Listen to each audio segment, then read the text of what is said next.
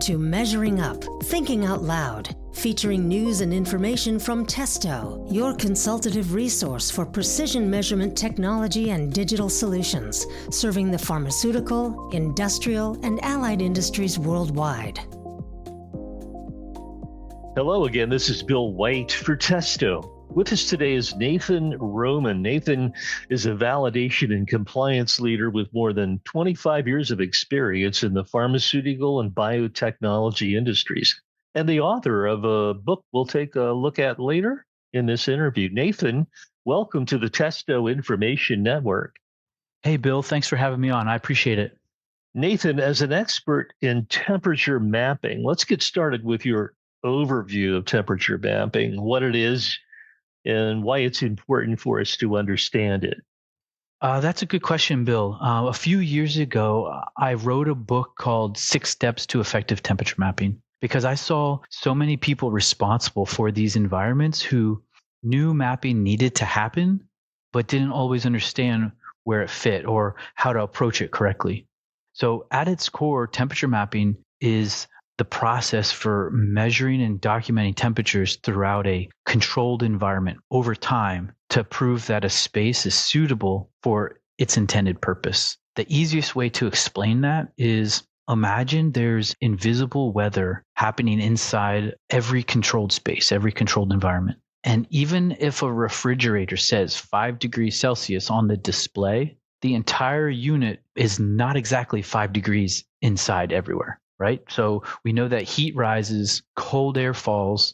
We know that when you open a door, that affects the temperature. And airflow, of course, creates hot and cold spots. So temperature mapping helps us scientifically understand what's actually happening throughout the space instead of just trusting the display. Nathan, in general, where does temperature mapping apply in the life science, pharma, biotech industry? Temperature mapping applies almost anywhere that temperature sensitive materials are stored and handled.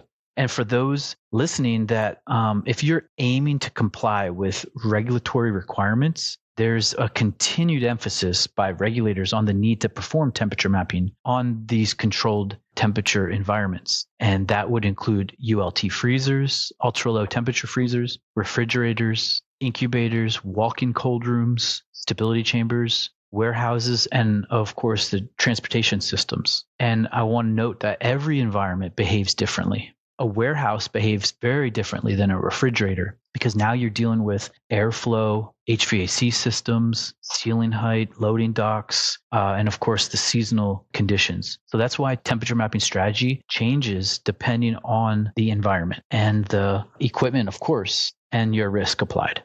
Nathan, how do you actually perform temperature mapping?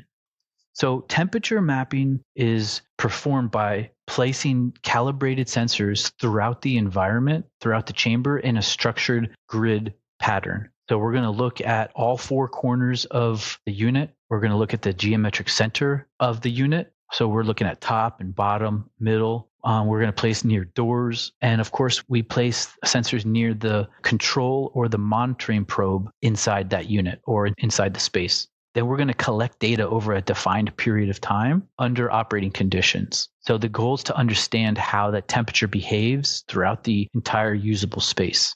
And some of the tools that we use, we use calibrated data loggers. For some environments, we're going to use thermocouple systems. Of course, we'll use mapping software. We'll have calibrated equipment that provides certificates. And of course, we're going to build qualification protocols. And speaking of that, so before the study even begins, there's usually, not usually, there is a lot of preparation before mapping. So we're going to put together the protocols. We're going to get approvals. We're going to need to have acceptance criteria. We're going to do a calibration review. Sometimes we'll need a sensor placement rationale. We're going to go out and we're going to walk down the equipment, make sure everything's ready for execution. So good temperature mapping starts long before one data logger is placed inside that unit. We're talking with Nathan Roman about temperature mapping in the pharma biotech industry. Nathan, what compliance criteria are driving temperature mapping projects nationwide? That's a good question, Bill. Actually, the regulations don't always tell us exactly how to perform mapping. So what they expect is proof of control. Can you scientifically demonstrate that the environment consistently protects the product? That's what they're looking for. So we're typically going to align our testing and our qualification with guidance from FDA, USP, WHO, ISPE, the International Society of Pharmaceutical Engineers. And we're going to follow good documentation practices and, of course, GLP or GMP expectations. So the inspectors are accustomed to seeing certain things, and they're going to want to see and expect sound methodology. They're going to look for defensible data, of course, proper calibration, and they're going to look for risk-based decision-making and ongoing control of that environment. Is the documentation your evidence for proving you have control over your temperature environment? The temperature mapping requires proven methodology and documentation, of course. Nathan, what are some of the best practices that apply to temperature mapping?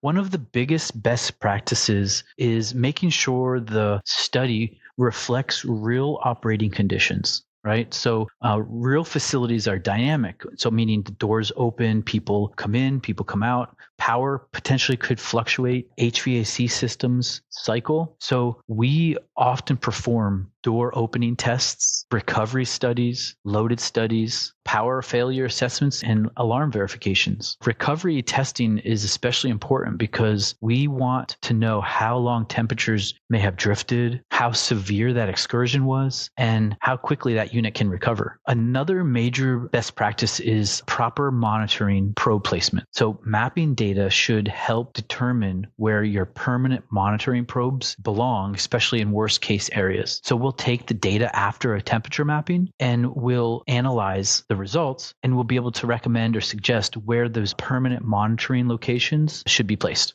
Nathan, that process then involves many sensors and data points that aggregated throughout the duration of the test. What happens to all of this information? How is it managed? Well, a mapping study, as you can imagine, generates large amounts of data. But the real value is understanding what that data means. So we're evaluating hot spots, cold spots, so min and max temperature readings, the uniformity, of course, recovery behavior, excursions if there are any, and what trends over time. So we'll take that information, and what we're doing is we're looking to improve the monitoring locations, improve our storage practices, maybe even alarm strategies. Sometimes we have alarm delays and we need justification on why we're setting the alarm delays at the value we're setting. We use this information to help improve our SOPs, operational and use maintenance of refrigerated freezers, for example. Sometimes the open door studies can help provide guidance into how long you can actually hold that door open, and you proceduralize that and you put that in your SOP. So these decisions help with operation and routine strategy. So in a regulated environment, data integrity is crucial. So everything must be calibrated, traceable, documented, because we know that, at least in validation, for years and years, there's been a saying that if it's not documented, it didn't happen. So that's why this is very important that we document our studies. Nathan, there are so many things that have to be done right insofar as temperature mapping obligations of any company or enterprise associated with managing biological chemical specimens and materials. What are some of the mistakes to avoid through this process? One of the biggest mistakes is assuming that the temperature display represents the entire environment. And we touched on this earlier, because we know that it usually doesn't. So you want to avoid that. Another thing to avoid is poor sensor placement. Placement should always be intentional and risk-based. I also see organizations underestimate the airflow and operational impact. And honestly, another major mistake is treating mapping like just a paperwork exercise instead of maybe a scientific investigation, because good mapping tells you how the system behaves, where the risks are, how quickly the environment can recover, and what monitoring should actually occur. These are where the real values exist and how temperature mapping can truly help us. Great information, Nathan. Thank you so much for sharing. We mentioned at the onset of this podcast that Nathan Roman has written a booklet that offers insights and a broad look at temperature mapping in the industry. And the booklet is appropriately titled 6 Steps to Effective Temperature Mapping. For a copy, it's available to download from Nathan's website at www.nateroman.com. The Testo US-based service team offers expert temperature mapping services designed to meet GXP and regulatory requirements. To learn more, reach out to us online at info@testo.com. Until next time, this is Bill White for Testo. You've been listening to Measuring Up, Thinking Out Loud, news and information from Testo, your resource for precision measurement technology and digital solutions for pharmaceutical, industrial, and allied industries worldwide.